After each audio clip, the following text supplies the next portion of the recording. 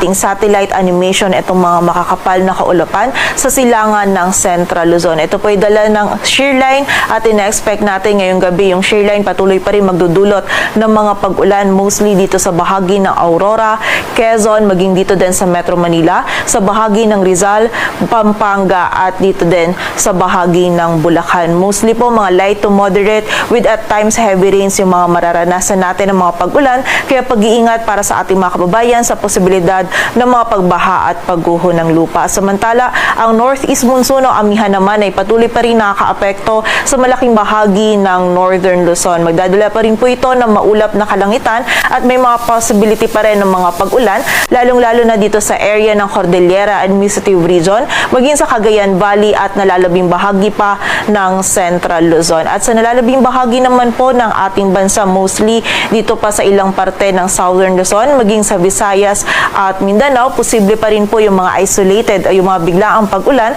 pagkilat at pagkulog-dulot ng easterlies at ng mga localized thunderstorms.